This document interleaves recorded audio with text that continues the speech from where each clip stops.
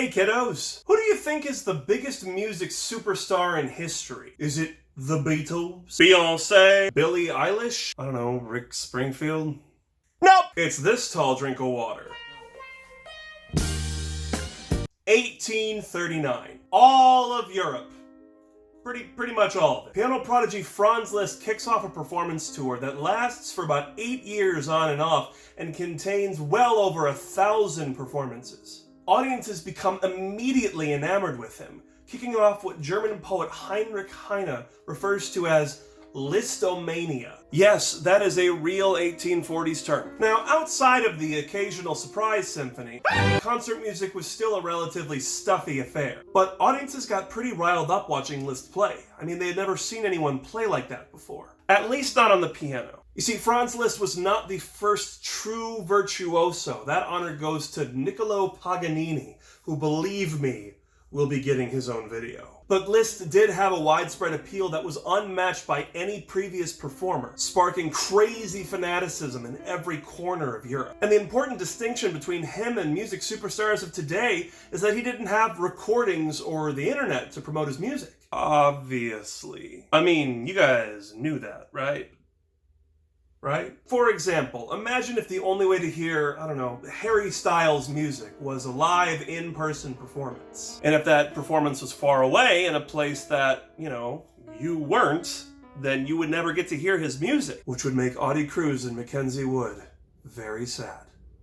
But those were the exact conditions under which Franz Liszt took over Europe, so to speak. But why were people so crazy over Franz Liszt? Well, for starters, he was every bit the showman that modern rock virtuosos like Eddie Van Halen or Jimi Hendrix were in their prime. First, he would walk onto stage and ceremoniously remove a pair of white gloves. And then he would move the piano to an angle where the audience could actually watch his hands as he played. And sometimes he would bring a second piano on stage just to give the other side of the audience a view of his hands. He was known to violently flail his body and face in theatrical and dramatic expressions while he was playing. And there were many documented times when he literally broke his instrument from playing it too intensely. But if you asked me why people went crazy for him, I'd say it's the hair.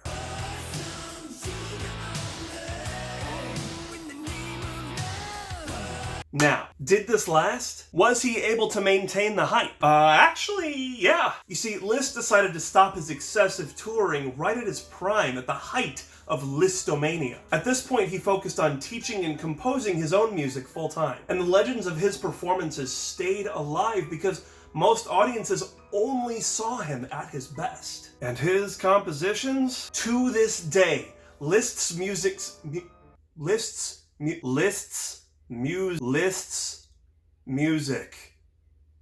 is considered the standard of piano virtuosity. Specifically, his transcendental etudes top many a list of the most challenging solo piano repertoire.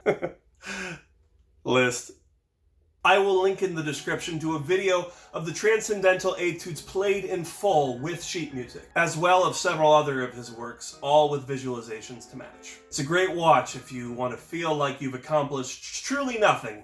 Today's recommended choral work is IDUMEA, arranged by Rick Biella. This is an arrangement of an early American sacred harp work, and it's full of raw, powerful energy from the bright tone of the singers and the two violins. I'm going to link to a performance from my alma mater, the Millikan University Choir, in the description below. Today's Senior Spotlight is Blue Harmonics and Varsity Chorale Alto 1, Bethany Garrison. Bethany, give us an update and give us some song recommendations. Thank you for that amazing introduction, Mr. Young. Hello everybody, my name is Bethany Garrison and I'm here to update you on my life and what I'm doing. I sleep till 2 p.m. every day because I am a night owl. I stay up to sunrise almost like every day. I also draw a lot. I've been drawing a lot of weird things. And I also work on Saturdays. That's usually my day-to-day life. Some songs that I have for you guys, I have 3.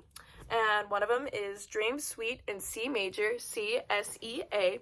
It's such a good song. My life is different now that I've heard it. My second song is Drive It Like You Stole It by Sing Street and All the Time by the Bahamas. Thank you guys for having me today, and I love watching these, so bye! Bye. Thank you, Bethany. That is all for today. Remember, I'm going to be posting a video on this channel every other day that we would have had school until the end of the school year. I hope you all are well, and remember, there is no such beauty as where you belong.